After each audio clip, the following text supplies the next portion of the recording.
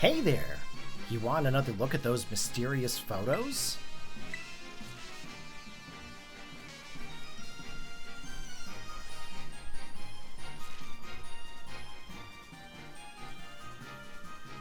Apparently, they were taken somewheres in Paldea. Go survey and bringing back some good news. Alright guys, we're going back to Paldea. Before we actually get into a battle there with Kieran, we are going to go back to Paldea, and we're going to go to the Great Crater. Now, these are part of the DLC, if I'm not mistaken. You have to have the DLC in order to get Gouging Fire and Raging Bolt. If you don't have it, make sure that you do eventually get it. I don't even know what level these Pokemon are going to be at, so let's take a look to see what we actually have in the bag here. Do we have any Pokeballs? We do have 19, 274, 73, Timer Balls. We've got 10. Yeah, I'm gonna try it with these. Now, can I get back down to the Great Crater? That's the question. I don't know what the requirements are. I can't really remember. Where would you like to go? I think research station number 1, perhaps? Okay, so we are investigating those 2 Pokemon there for Perrin. And before we go anywhere else, we're going to do a quick heal up. I'm going to turn up the volume because I love the sound from the Great Crater. Area 0? I love the sounds from Area 0. Okay. Let's get out of Research Station 1 and see if we can actually find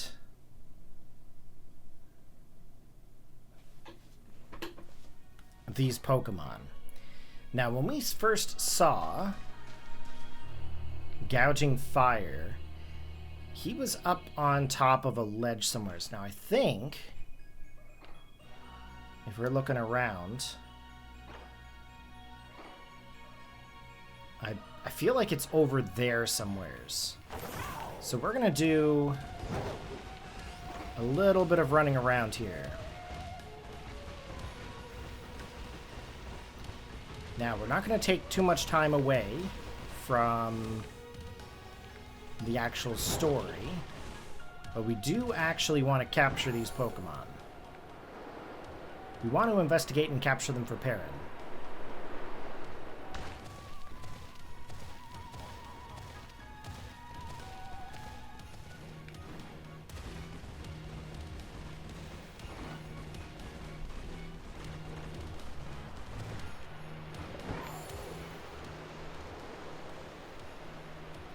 Yeah, I feel the first one's over there. That's what I'm thinking anyway.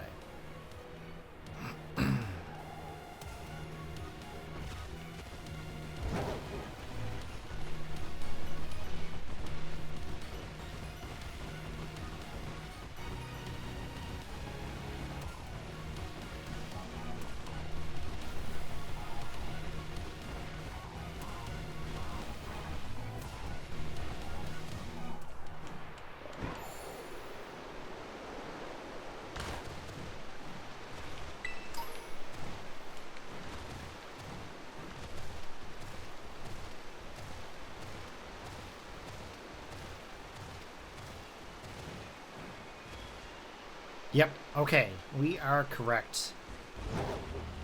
Looks like Gouging Fire is actually up here. Jollymint. Okay, so what we're going to do before we actually proceed, we're going to do an old school tactic here. We are going to save right in front in case we actually end up knocking it out.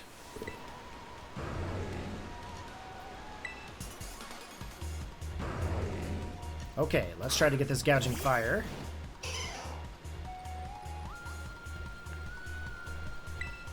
And Hypnosis. Now they're level 75. So this actually might work out okay for us. Now, I think, if I'm not mistaken, I think he's fire and dragon. So we don't want to kill it. But I don't want to use waterfall. I think I'm going to try... Let's...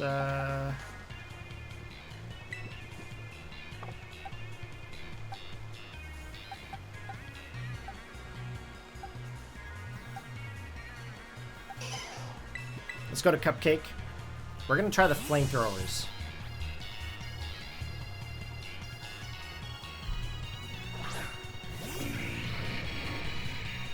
Okay, fast asleep.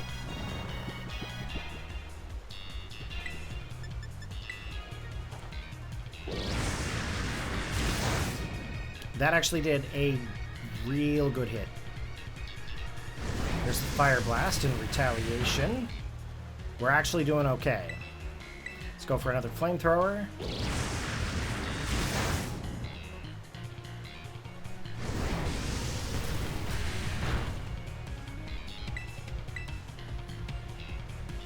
Burning Bulwark. Okay, so that's where he's going to protect himself. If I did any kind of like a physical move, I would actually be burned.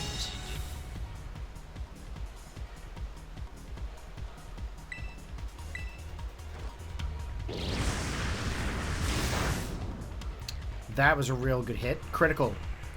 Okay, we're going to do one more flamethrower.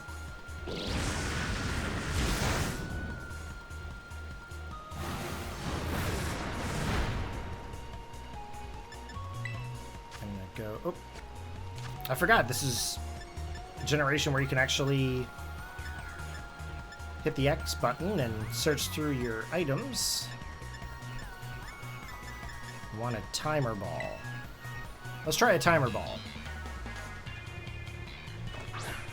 Now this is actually the Paradox of Entei from Generation 2. Wow, we actually got Gouging Fire pretty easily. That's actually pretty cool. Okay, Gouging Fire. There are scant few reports of this creature being sighted. One short video shows it rampaging and spouting pillars of flame. Would you like to nickname Gouging Fire? Not yet. Okay. Next Pokemon we need to find is we need to find ourselves Raging Bolt.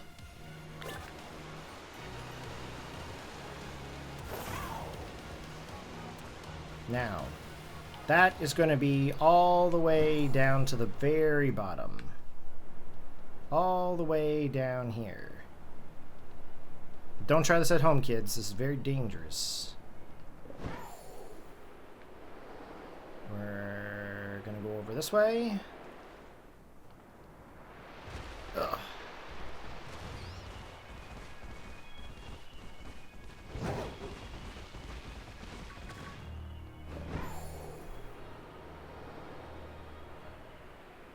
Now, if you have the DLC and you wait for the next part of the story, you're going to not be able to get those two Pokemon in the story mode because you'll have a couple of characters with you at some point. So it's always best, once you get 200 Pokemon in your decks, just come on down and try to capture these Pokemon while you can. Alright, there is the Raging Bolt. So we're going to come up to it here and we're going to actually save. But we're also going to heal up our Pokemon here too.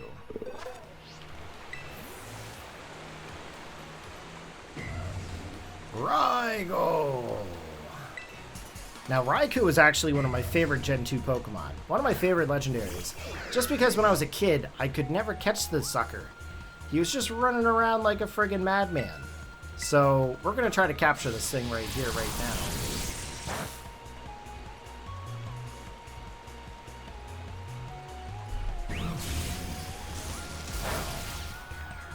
It's very hard to get him in the camera angle. There we go. Come on, Snaps!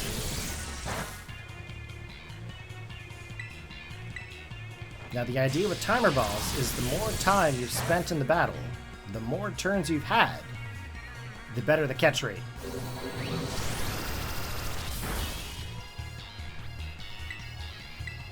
One more Thunderbolt, and we'll try a Timer Ball.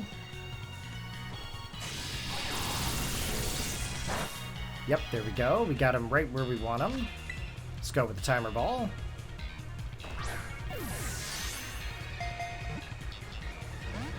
Not enough. Okay, we got to put him to sleep. Good job there, Snacks.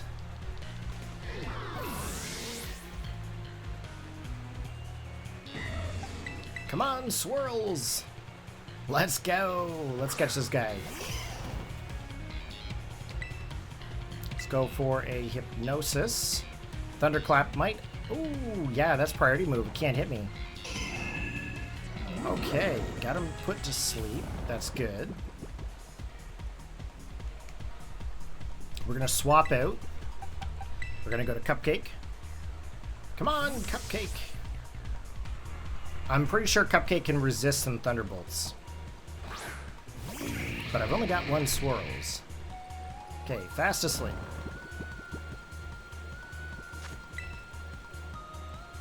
Okay, let's go with the Timer Ball.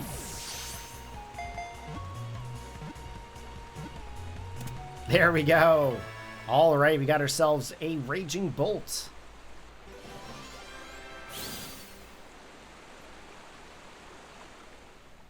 Okay, Raging Bolt, Paradox Pokémon, Electric and Dragon. It's 17 foot 1 inch. Oh my god. It's said to incinerate everything around it with lightning launched from its fur. Very little is known about this creature. No nicknames, please. Okay. And that leaves us with one final Pokemon remaining. So let's go on back to the Blueberry Academy. And we're going to talk to Perrin. And where is Perrin? Savannah, Rest Area 1. Let's go. No Dragonite in the little background there. Oh, there is! Ha! Dragonite's actually faster than that jet, I'm assuming. Oh, nope. Okay. Where's Perrin?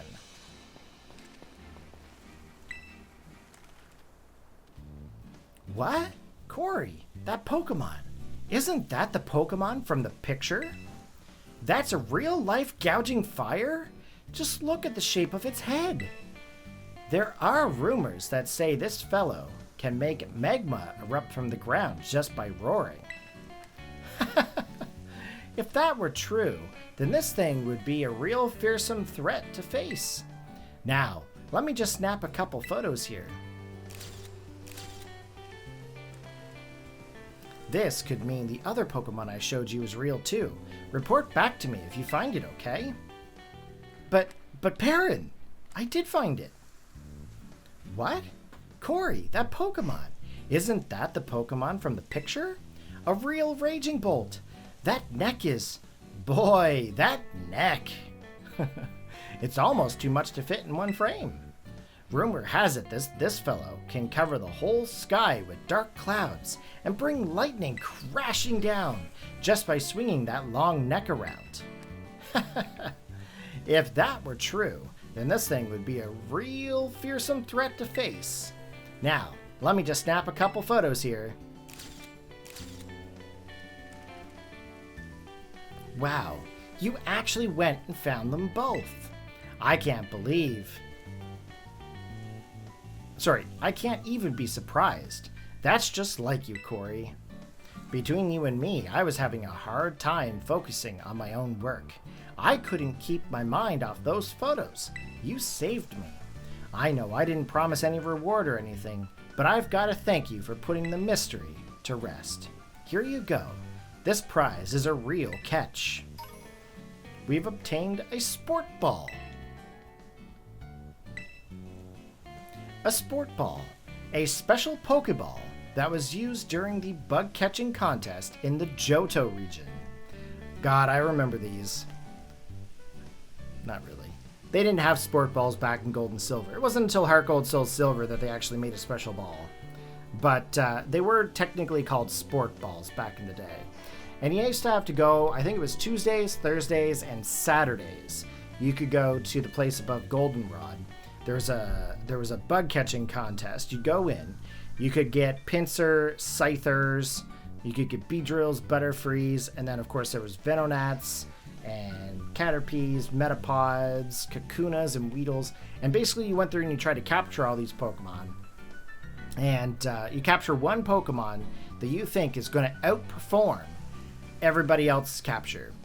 And you got to keep the Pokemon at the end. And then if you were lucky and you managed to win, you'd get yourself a Sunstone. But you know, you always lost. You always lost to some kid's Kakuna or something. But at least you got Pinsir or Scyther. It's wild how much mystery is left in the world, isn't it? When you're a kid, you can just run wholehearted wherever you want. But it's not so easy when you get older. You keep running, Corey. Find unknown Pokemon and have grand adventures. Do it for me. I think I'd better get back to work. Ah, little Growlithe. Does she say anything else? They keep adding more and more functions to these camera apps, you know. As a photographer, I guess I've got to be able to use filters and all that to stay cool, huh? Oh. Alright, well that is the end of this episode. This whole episode was just so that way I could show you guys how and where to get the Paradox Pokemon of Gouging Fire and Raging Bolt. In regards to the opposites of them, I already have them in the Pokédex, but essentially it's the same similar idea, but I believe they're in different locations. I haven't played Violet very much to be able to get into the DLC. I did start one about a year ago, and I never really continued on with that Violet save. I started this one, and yeah, I started this LP, and I'm like, I gotta do Scarlet. Scarlet's my favorite. I really like the past generation Pokemon as the Paradoxes. I think that's really cool. Future Paradoxes, they don't feel to me like they're really designed great, but I mean, when I grew up as a kid, I loved dinosaurs, so I wanted the past Pokemon. But we are going to continue on with the story, of course, in another episode. If you guys enjoyed this one, you know what to do. Go ahead and hit that thumbs up. Post your comments in the comment section down below, and I will see you guys in the next episode. Peace out.